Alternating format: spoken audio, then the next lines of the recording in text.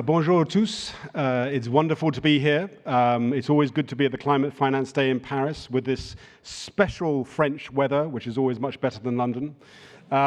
So we've heard a lot today about alignment and about the just transition, and it's a real pleasure for me to be with you today to discuss in more detail the question of the just transition. We'll have 6 leaders from around the world to go there. Maybe there's a little bit of context, so 5 points perhaps before we start.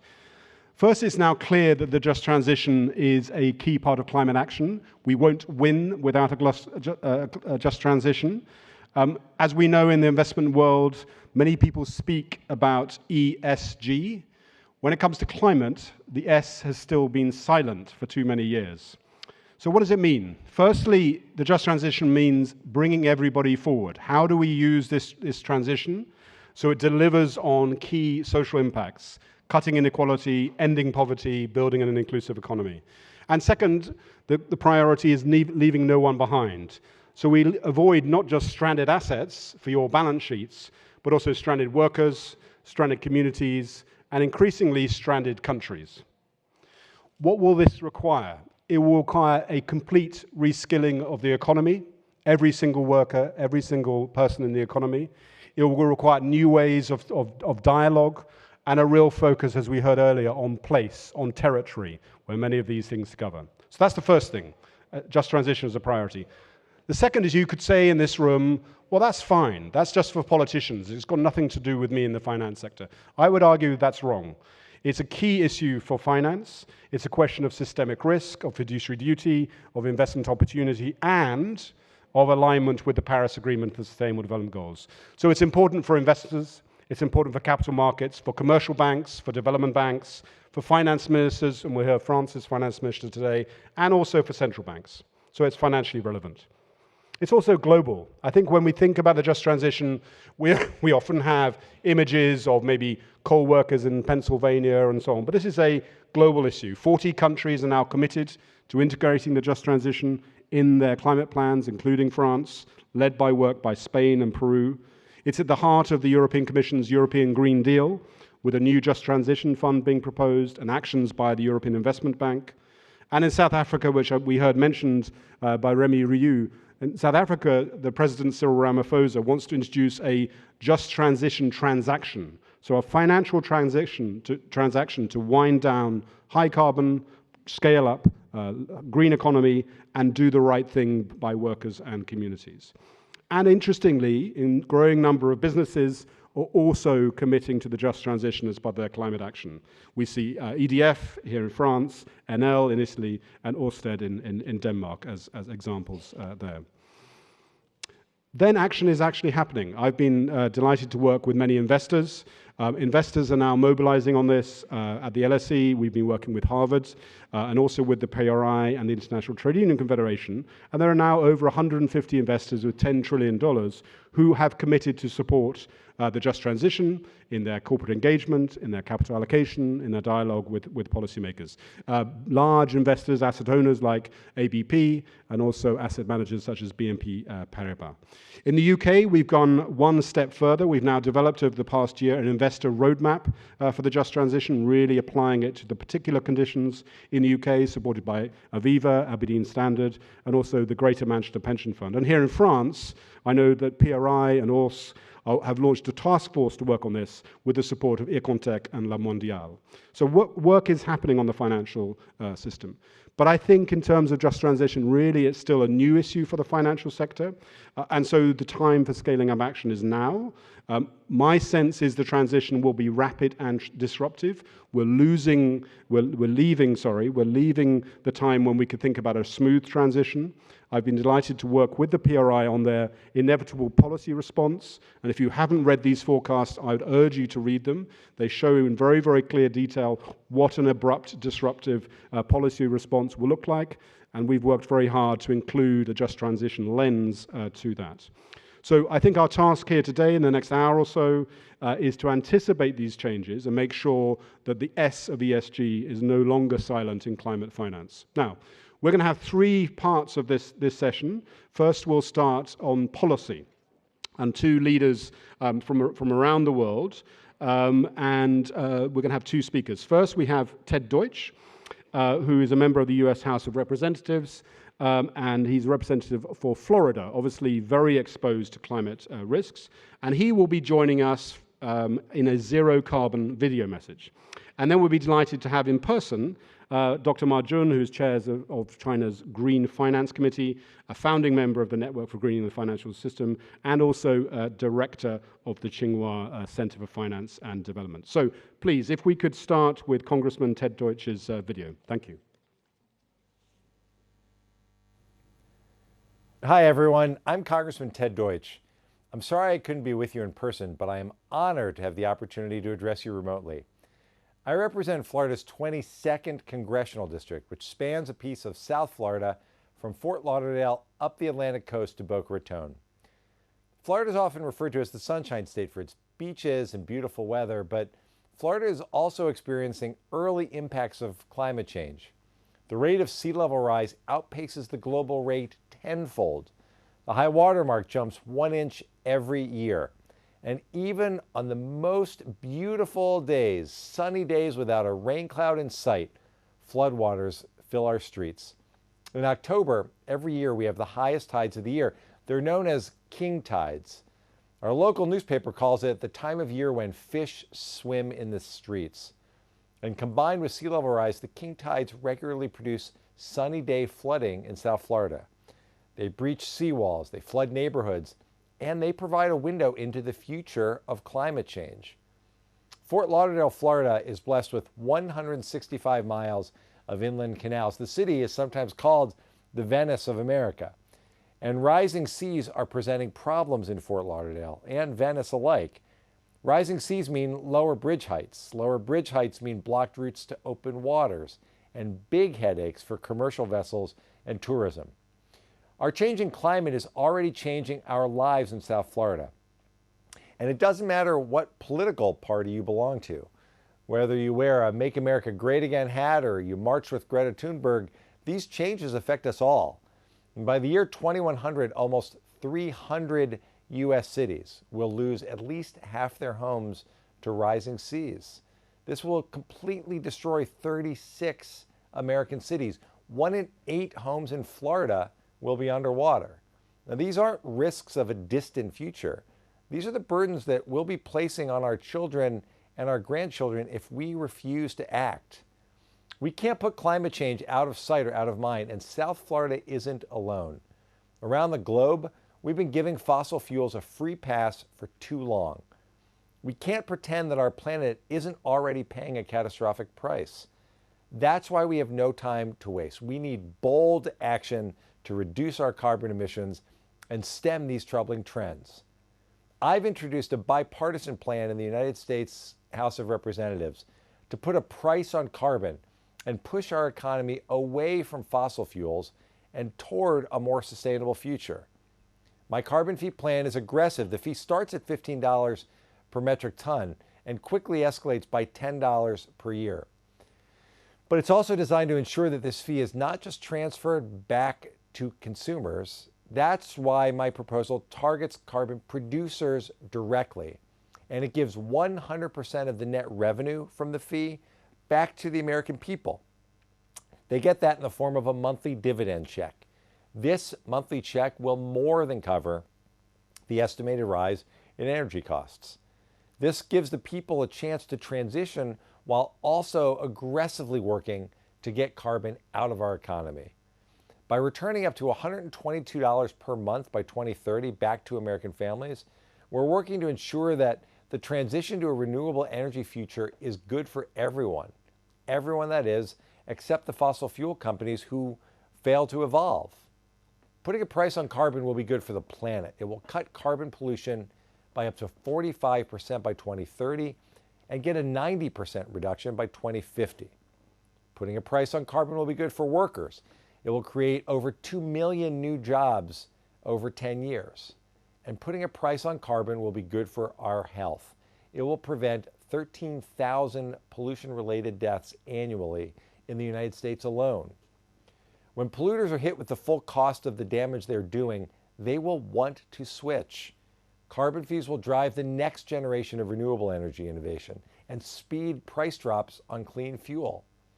To offset the costs of fossil fuels during this transition, the money will go right back to American consumers. These dividends will continue to drive our clean energy economy forward as consumers spend their monthly checks. Many experts agree a carbon fee is necessary to reduce carbon emissions and save the planet from the most disastrous impacts of climate change. But we must ensure that the transition from centuries of unchecked carbon pollution to a new carbon-free economy is rooted in justice.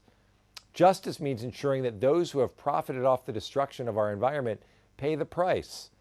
Justice also means protecting people who have been locked into a carbon-heavy lifestyle through no fault of their own. As a founding co-chair of the bipartisan House Climate Solutions Caucus, I understand how it's necessary to garner bipartisan support on any climate effort we pursue. My Republican co-chair and I are committed to tackling the climate change crisis with an urgent plan, but one that is also sensible, effective, and market-based. There is no more time to drag our feet and delay action. This remains one of my top priorities in Congress for the sake of my constituents, for my fellow Americans, and for the future of our shared world. I know it's your priority as well, and I thank you very much for letting me participate with you from all the way over here in Washington. Thanks very much. If you clap very loudly, he will hear you in Washington.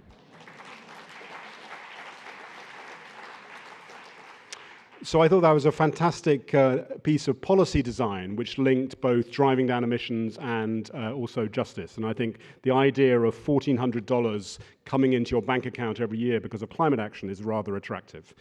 So that's great. So we're going to move from Florida and Washington. We'll move to Beijing and China. I'd really like to invite Dr. Ma Jun to join me on the stage. And Dr. Ma, if you'd like to start with a few words from the podium. Thank you very much.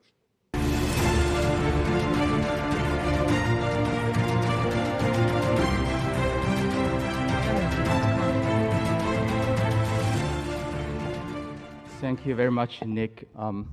It's my great pleasure to be here for the third time in 3 years for attending the Climate Day in Paris. Let me just say a few words on this topic of just transition by giving you an example of what a local government and local finance bureau was doing in China to facilitate a green transition of a brown industry without really harming the community and employment. That was a story in Huzhou. Huzhou is one of the 8 green finance regional pilot program in China that was set up a few years ago by the State Council to really showcase how green finance can help the transition in a just way. Huzhou had 10,000 textile and apparel companies. And you know, most of these companies are quite small, and they were very polluting, especially polluting water. And if you ask all these companies to install a water treatment facility separately, it's going to be very costly. It will essentially make most of these SMEs unviable. And they will be shut down, and they will lay off people, and that's not just. So what Huzhou government was doing with the help of green finance is to develop a plan to move most of these textile apparel companies into a green development zone. And in that zone, they planned a fairly sizable centralized wastewater treatment facility.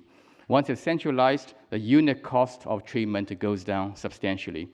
And most of these firms are able to move into the new development zone, sharing a small part of the cost of water treatment, and substantially reduce the cost relative to the scenario in which they have to buy the equipment by themselves.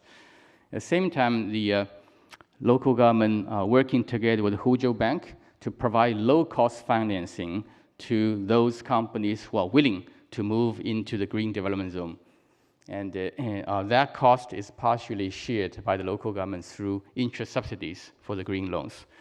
So that solved the problem, and a few years later, you see most of these companies survived, and many of the companies are growing, and they're employing more people, and water is much cleaner than a few years ago. So that was an example of how green finance can help green transition. We have a lot of failed examples of very rough policies to force transition that leads to disruption of the manufacturing and lead to unemployment and so on and so forth. Now, what I want to say here is that this green finance system needs to be enabled. It's not something that pops up by itself. It has many conditions. The government and the regulators should help the building or development of the green finance environment. And that environment has at least 4 elements. Number one, you need to have standards defining what is a green finance. That was done at a national level by the regulators. We defined the green loans, green bonds, and green projects. And also at the local level, including Huzhou, they translated these national standards into local implementation details. In Huzhou, they classified all these green projects into 3 shades: dark green, green, and light green. And they offered then the second pillar, which is the incentives. The incentives included in Huzhou interest subsidies and guarantees. For example, for the dark green projects, including the loans to the green development zones, as well as for financing the move of the small apparel companies into the zone, they are giving them 12% interest subsidies. Namely, if the base rate is 5%, this 0.12 multiplied by 5%, 60 basis points is paid by the government. And the other important part of the green financial system is disclosure. You want to make sure that these companies who claim they want to be greener, they disclose environmental information. They will show to the government, to the market, to the banks, that after this transition, which is financed by the bank money, they are improving their environmental performance. Namely, they reduced the air pollution, water pollution, land contamination, and also carbon emission. That's a requirement that needs to be put by the government and by regulators. At the national level, what we did is to introduce the mandatory requirement for disclosure by the Environmental Ministry for all major polluters. And also, China announced a roadmap towards mandatory environmental information disclosure for all listed companies by 2020. And the fourth enabling piece of green finance is the rules for the products, because many products need to follow certain rules. For example, the green bond market, you need to really have a procedure for authorizing the issuance of these potential issuers. They need to qualify certain financial ratios and so on, and they need to qualify the green standards or the taxonomy, and they need to get a verification from third party, and the third party verifier need to meet certain standards in terms of quality, and also they have to report the user proceeds and also environmental information on a continuous basis after the financing is received and spent. So all these things need to be done with either government or regulators in order to enable just one product to function properly to prevent greenwashing. So that's just a quick sort of introduction to what I feel as green finance can do to just transition.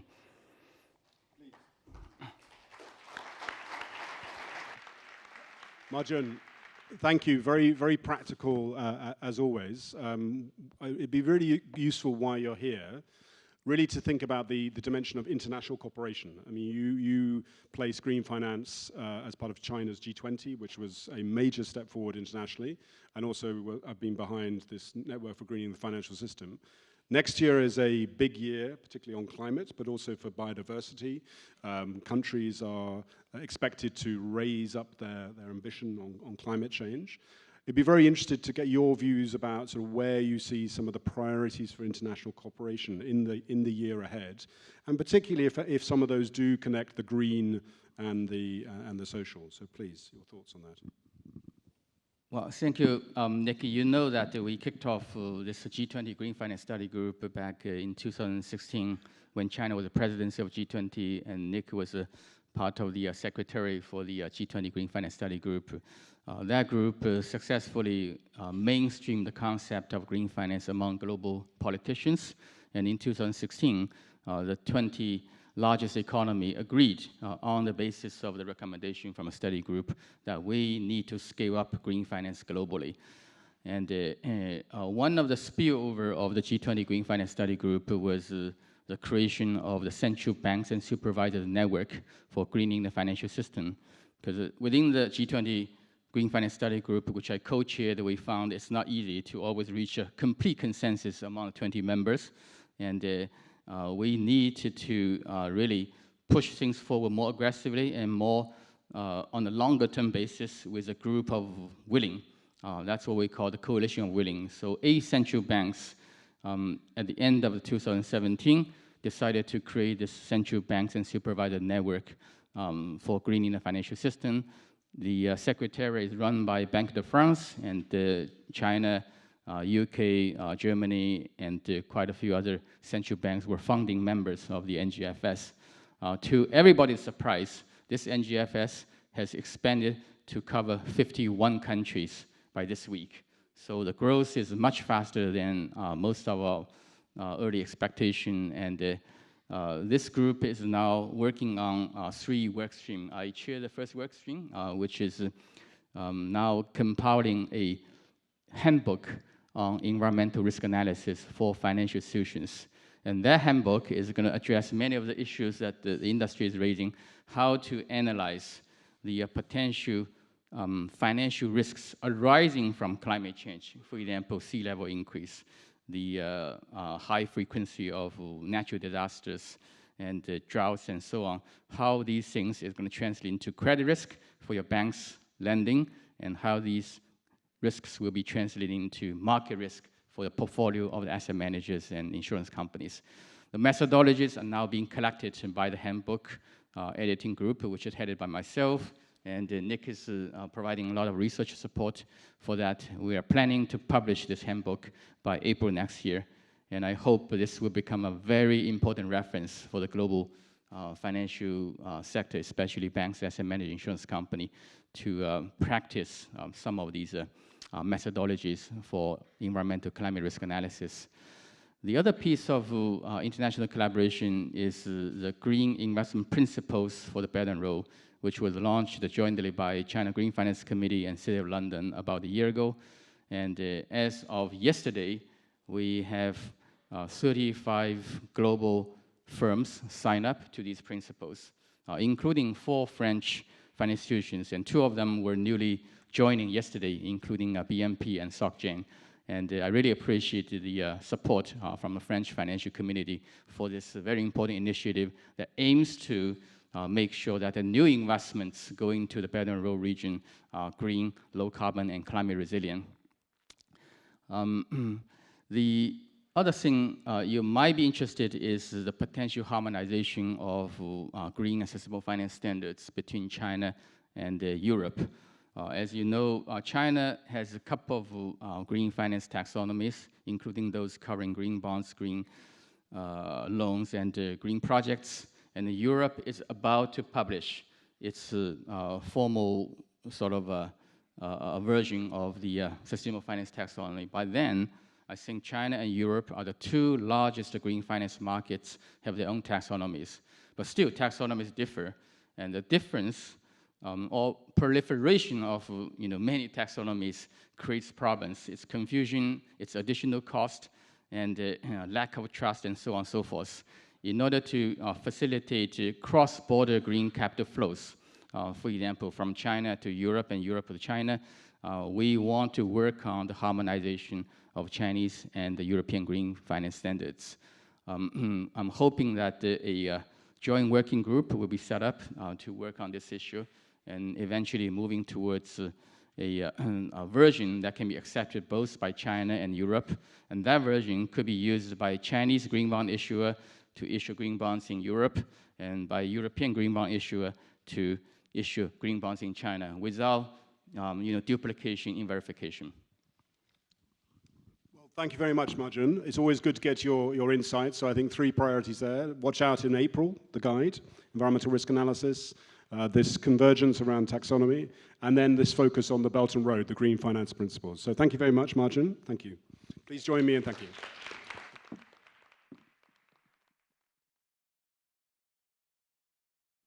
So we're going to move to another panel. We've heard from the US, we've heard from China.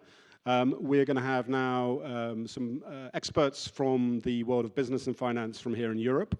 I'd like to welcome to the panel Corinne de Boissesson, Head of Sustainability for EDF, Jose Meyer, who is the Vice President of the Board of Trustees of ABP, and Olivier Siquel, who is the head of the Banque de Territoire here in France. And welcome the music.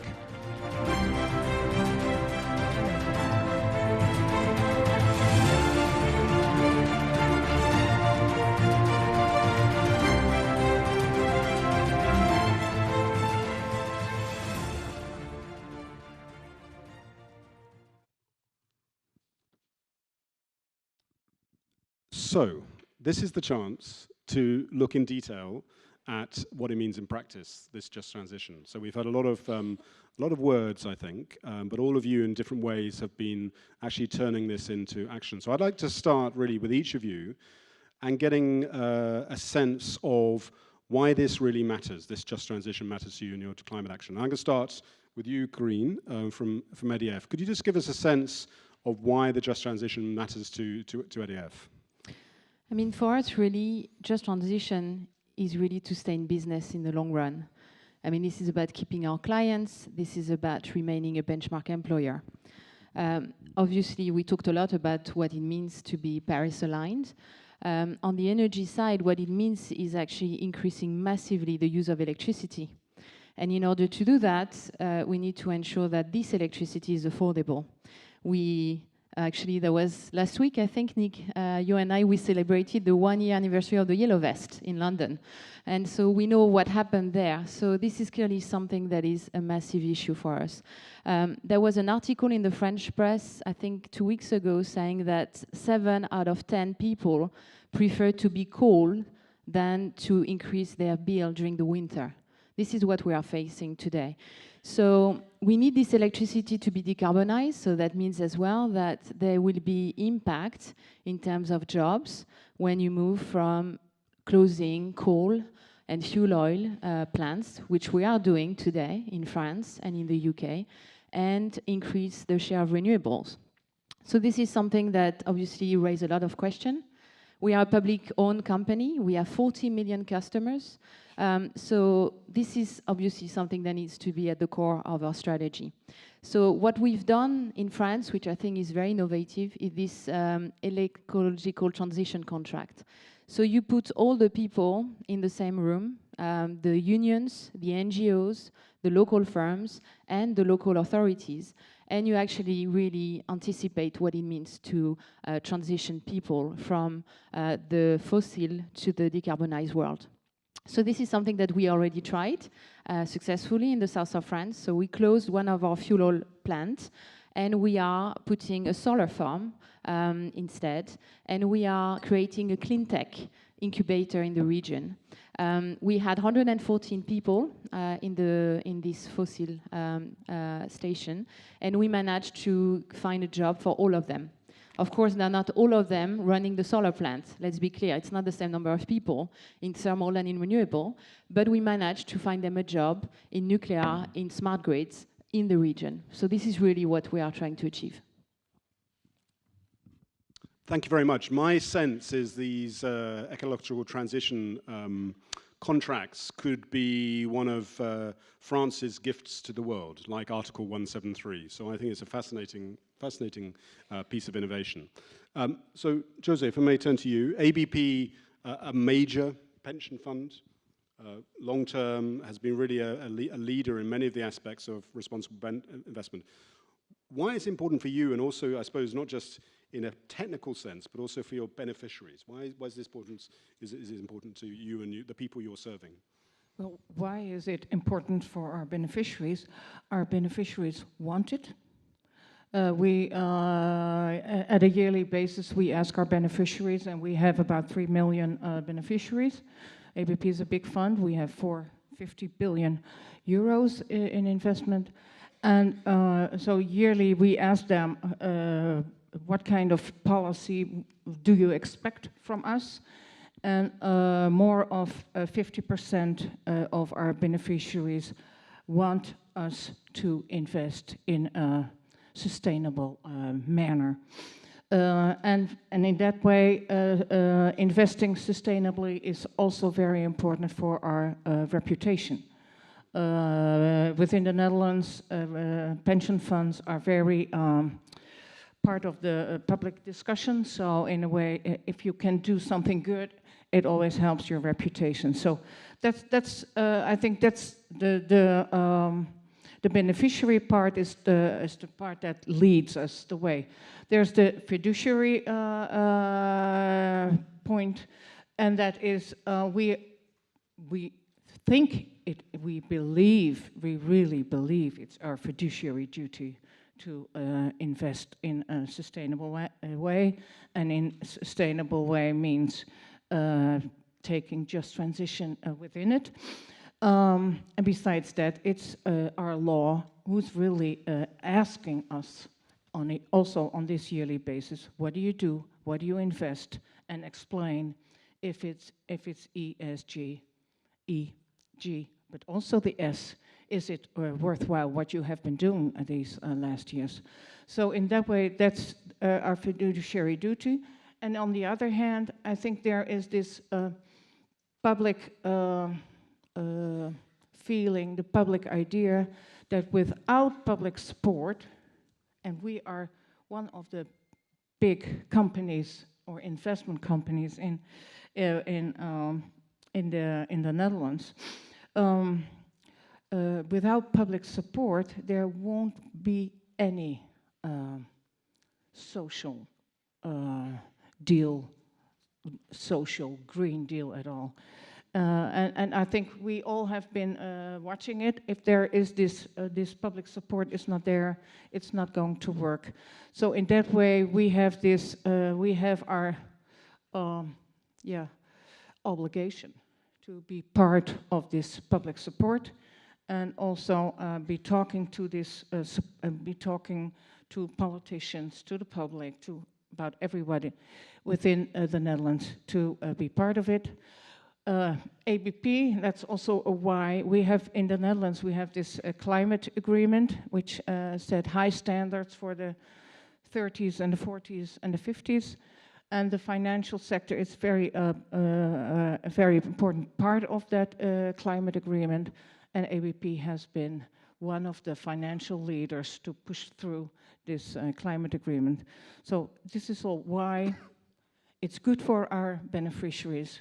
We are not only for pensions, but we are also for pensions for our beneficiaries who want to have their pensions in a livable world. And that's, well, that's in a way, it's so easy. So easy, if only it was, yes. So we've heard from Karine, just transition is important to sort of stay in business long term for many reasons. I think you've sort of highlighted this sort of systemic issue, social acceptability. Olivier, Caisse is a leader in so many areas, and you're leading the Banque de Territoire. From your perspective, how does the just transition, and why is it so important for you as a leading French institution? I really think, Nick, that it's absolutely critical that in leading the environmental transition, we take into account the social dimension. I would say that in France, especially last year, we hit the wall with the yellow vest movement, and that was a very pure example of an environmental transition which did not take into account the social dimension. So this is why really at Banque des Territoires, we take into account, among the 17 SDG objectives, the social ones really on top of our list. We decided to raise, and we announced that we are going to raise our commitments to finance the transition from 16 billion to 18 billion in the period 2018 to 2020. But where does the money go? We're looking really exactly where the money goes to make sure that it takes into account the social dimension. Just to give you a couple of examples. Renovation of social housing, that's a big example. We invested this year into the social housing, 62,000 houses of former coal miners in the north of France. It's called bassin minier. And, it's tiny little houses. Well, you're coming from Netherlands, so, red bricks. And of course, these small houses were absolutely not adapted to the energy transition. And we're investing 150 millions to renovate and to avoid that.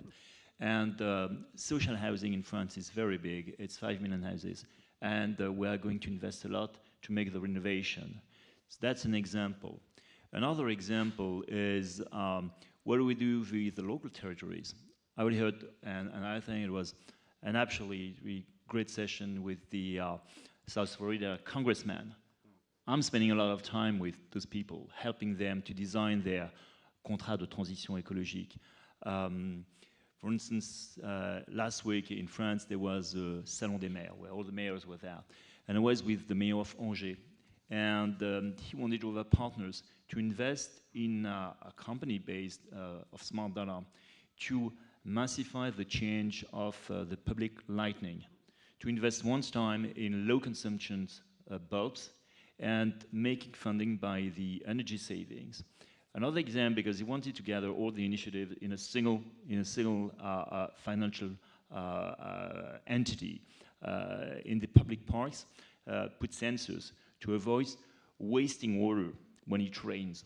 And this is a type of example where Banque des Territoires is really present, accompanying the local authorities to design some sustainable developments. And that's what we do. Another aspect that I want to insist on, which is really also the social dimension, we will special focus on the territories which are hit when you are closing a coal-based power plant. So Le Havre, Cordemais, Saint-Avold. This is really areas where we help them design the after-closing plan to go most of the time into innovative projects so that the workers could have future after the closing of the plants. Fantastic. So we've already gone into practice, and I really like these examples you've already given. Maybe turn to you, Karim. One of the things that's been very striking as we've been working on this Just Transition is if you look at some of the frameworks we've been using, such as the Task Force for Climate-Related Disclosures, there are very few people in that. They don't talk about skills, human capital, employee engagement, and so on. You're a major employer around the world. Can you give some examples of, again, about how this Just Transition gets sort of translated into real practice? Yeah, I mean, we are, as you say, a major employer. It's about 160,000 people worldwide, a lot of it in France, it's true. And I think you're right, what is clear, and I remember that when I joined EDF about 10 years ago, it was actually not very much seen positively to be a big employer, to be a public service company. We are seen as being fat, not efficient, not being paid for actually doing service that takes part in the energy transition. If you think about the hydro, for example, we do a lot of services to agriculture, tourism. This is not something that we are paid for. But when you think about climate change, the use of water, the sharing of water is going to become something very meaningful. So I think today what is really important is that we get investors to really step up in the same way they are looking at climate, that they need to think holistically about social together. And I think this is something that, luckily, because, as you said, France has been very innovative with Article 173, with the ecological transition contract, so I'm quite optimistic to this new traction on the social impact. So what we're doing really is first to make sure that every project that we decide, basically we understand the impact in terms of jobs. So for example, we have developed a tool whereby we can measure through our purchasing, the taxes, how many jobs, direct, indirect, induced, are created. And we have calculated that in France, one EDF job creates 4.6 jobs. So this is massive, right, in terms of leverage. And this is, of course, something that matters when you are developing projects. And we do that outside of France too. And that's making sure that in all our contracts, we create value locally. We don't just send expats in the local projects that we are doing. So I think the social aspect, valuing positively the social aspect, is something that we hope investors will do as well as they do now on climate.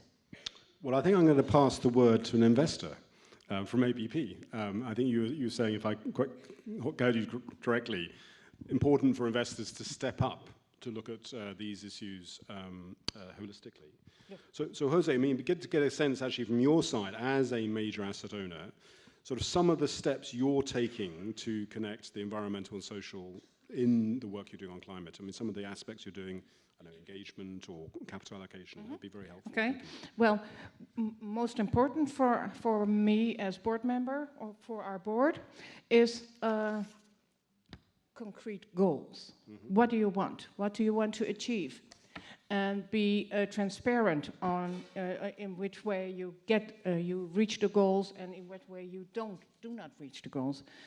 The setting of concrete goals for us from 2015 was essential to move forward and was essential to be able to explain what we have been doing these last years. What else do we do? Concrete goals. We do very much engaging with companies.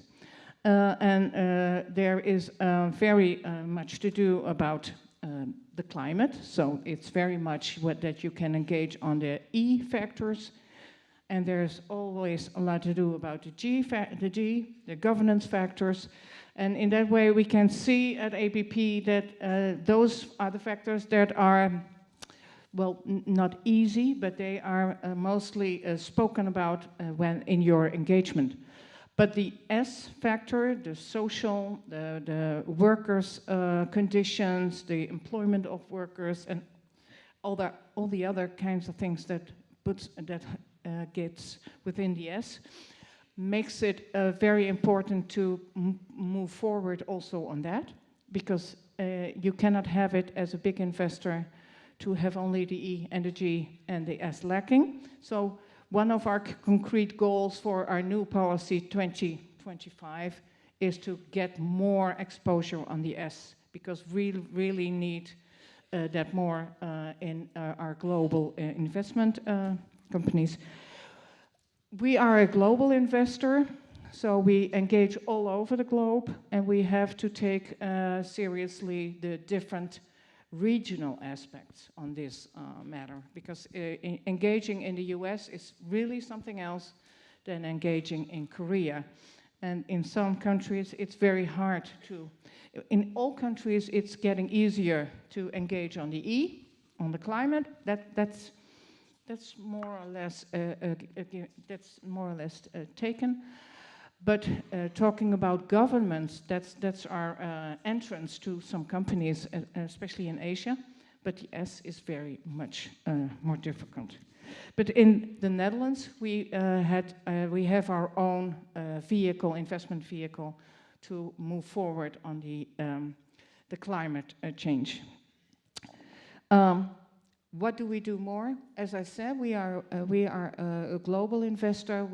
And we want to be a leading investor, a thought leader, or whatever you call it. I always think thought leader, that's a little bit too much. But ABP wants to be upfront. We want to be the first movers. And in that way, we really want to have dialogues with not only companies, but also with politicians, with governments about the green bond, and the rest of the financial world about the green bonds and the social bonds. And we really want to move forward on the SDG investing. We want to learn, and we need to develop. And we desperately, but that's also a part of the future, but we are doing that also right now. We really want to work, and we really need to work together in the investment companies and in the investor world. We cannot do it alone, but we really should put hand in hand and move forward on that. Great, thanks very much, Jose. Olivier, Caisse de dépôt is you obviously an investor in territories, but also you issue investment products, green bonds, sustainable bonds, and so on. We've heard actually from maybe a buyer, potential buyer here, is an interest in connecting the green and the social. Maybe tell a little bit more about how that is going forward. Yes, you're right. We issued this year's a sustainable bond of $500 million, and the CFO of Caisse de dépôt is there, so it was a huge success. And why is it a huge success? I think it's because most of it is invested through Banque des Territoires, which is investing 1.6 billion. It's because Banque des Territoires, which is a pretty young organization, we decided at the beginning that our CFO at Banque des Territoires, which is also present, Nathalie Bienard, will have two ways to assess the project. The traditional IRR, and we're looking for IRR, we're a bank, so a public development bank, but also the criterion, which is the SDG. So when we look at the project, my CFO has got the two angles. And guess what? I think after 1.5 years of practice, it's not contrary. It's a strong combination that is also creating value. I know you like my examples. I'm going to give you two examples. We built a magnificent building tower in Marseille called La Marseillaise. The architect is Jean Nouvel. It's a beautiful tower that I just finished. When I was with the promoter, we were looking at the material in sea, and he told me, look at the sea. We're looking at the sea. So, you're satisfied? Why are you looking? Look well at the sea. Here you've got your thermal station that is advanced because your teams were demanding that. And yes, we asked for this to have an experiment where we could use, the difference of temperature between the sea and the climate to make all the heating and the cooling of the sea, which was very much advanced. And it was a strong fight with the promoter to do that because it would increase the cost. And he told me, well, your teams were absolutely right. It's excellent for renters because I've got the high quality environmental building, and guess what? It's going to be also good for selling these building towers. Another examples, maybe some of you will have after the Climate Fence Day, and I wish you had that, a beautiful dinner at Duca's boat. It's a boat on the Seine that we've been funding. And it's the most advanced boat, which is totally electrical. And it's a high class, very high class boat. And it's advanced, and people say, there is one advantage. You don't have to deal with the smells of the fuel in a boat. And it's good for Duca's cuisine. So this is two examples where the teams of Banque des Territoires are extremely demanding, requiring taking into account the SDGs and the environment criteria. But it doesn't go into contrary or detrimental to the rentability, to profitability of the project. This is why I think we're so successful in raising these bonds. And I think there will be more and more opportunities to invest. Actually, we've been growing by 50% the amount of investment since the implementation of Banque des Territoires. That's fantastic, and that sounds a very attractive boat, so we should go and see it. And also, I'd like to be in Marseille. The weather might be better. It's just at the Eiffel Tower, if you're going to go fantastic. there at the Elna. So there's a good recommendation for you need to book online. So what I get a sense of is a very clear business case, investor case, sort of policy, development, territorial financing case. Actually, some practice. There's some real examples. We're starting to know how to do this just transition. We're issuing bonds, sustainable bonds. You obviously have sustainability-linked loans and so on. There's clear demand from asset owners, purchasers of these products. So that's great. But we know outside this room that actually people don't really know about this. People don't sense this happening at scale. So maybe for the last few minutes, really get a sense of how are we going to scale up this progress. I think we've been in the sort of R&D stage, but maybe Karine, start with you. We have, again, great initiatives, the Green Deal from the European Commission and so on. How do we move forward and scale up this progress? Well, I think first you need to understand what people's perception really is. And we've done this week, we launched a climate opinion survey, 30 countries, 24,000 people. And we intend to do that every year. And what was striking is that first, 30% of people still don't believe that climate change is about human activity. So there are still a lot of people to convince out there. The second element is that, and I think it was mentioned by Mr. Perrier before, people believe that governments are the one for action, 70%. Second is citizen, and third is corporates. It doesn't mean that we should not do anything, but it means that we are still not seen as the one really helping to move forward. And the last thing which is striking too is that if you ask people what should they do to fight climate change, in France, people talk first about recycling the waste. Do you know how much emission does waste contribute to in France? It's 4%. So, and it's come back to what Olivier was saying about buildings. Buildings, agriculture, they are the elements of CO2 emissions in France. It's not energy, it's not waste. So I think we need to do so much education. And it's not just education in schools, it's education for politicians, for leaders, to explain what climate change and what the impact will be in our daily life. So I think this is one step that we're trying to do, it's to educate, to make sure that our 165,000 employees are the best ambassadors to talk about fight against CO2. So we created actually a platform for employees called Fight Against CO2. And we gave them a special rate to buy electric vehicles, for example. So basically making sure we are consistent in the way we talk to our clients and the way we talk to ourselves. And the other thing we're doing is to go to the social innovation. I think this is the piece missing, really. So we are funding social innovators. So we do that, for example, for building renovation, because sometimes the issue with building renovation is that you are in a very poor places and people don't even talk to each other. So it's not, you can find money, but you need people also to be citizen and to talk together. And so social innovation can be something which I think is a new frontier. So this is one of the things we are pushing as well, making sure that the social entrepreneurship is valued as well as the technological innovation.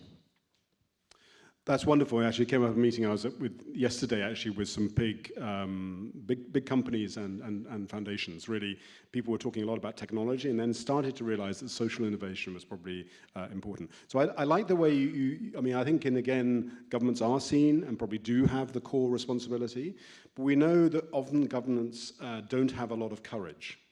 And I think what we've seen is actually the investor voice has actually enabled, and maybe the business voice has enabled governments to actually to be more ambitious. So your thoughts, Jose, from your perspective, sitting on the board of this 450 billion euros, what do we need to do next to sort of really drive forward on the just transition? What do we do next? I'd like to step a little bit backwards. Please because do. I don't think it's next, but it's so very important, and I cannot say that enough, is keep on, we as ABP, we have to be talking to our beneficiaries, because if we lose their faith, or if we lose what they think it's a good policy for their pension fund, then we lose it all. So that's one. What else do we need to do is to talk to our beneficiaries, and not, because we have this climate change, we have this climate revolution, but they're for our beneficiaries and the people in the Netherlands and all over the world. We also have this digital revolution, and we have the scarcity of commodities. That's also leading to a transition. So we have to make it a broader. Have to give it a broader perspective. That gives us a little bit about the policy that we are going to have from 2020 on as ABP. So that's very important, and we have to play and keep on playing our role in the Dutch policy. So we have to be a very active part of the climate agreement, and we have to push forward because there's lots of politicians, but also people who are asking us as a big investor, what do? You have a big mouth, and why do you make it yourself so difficult? And so we have to be explaining why we are doing what we are doing. And we also have to be engaging more and more, and we are going to do that with big companies, and to put the social dimensions in their policy, in their company policies. And that would give us, that would put us forward, I think. And as part of our policy also from 2020 on, is to put more energy, not energy, but put more money on SDG. So we are going to move up from 55.1 billion towards 75 billion in our policy. So we are moving forward. And, well, is it leading by example? Yes, I think. And ABP really wants to do it, and I have the feeling that we need to do it. And one other part, that's especially for the Netherlands, is that's what I hear from you, and is that we really should start talking to unions, because in the Netherlands we are not that far as in France, perhaps. Is what are we going to ask of our companies? Well, engagement is nice, and it's always very good to put somewhere in the boardroom there and say, well, you're going to engage and say what does the company need to do.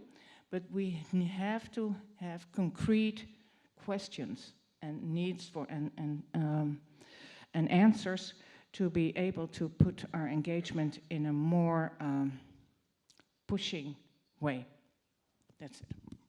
Thank you. Thank you very much. Olivia, last word to you. Clearly doing a lot more still to do. And I don't know if you had any thoughts also on the sort of the European context in terms of Green Deal, but your thoughts about what next, what in terms of the next year in terms of just transition? In the next year, I think what you're right is how do you associate the citizens to the choices? And it's really part of the just financing.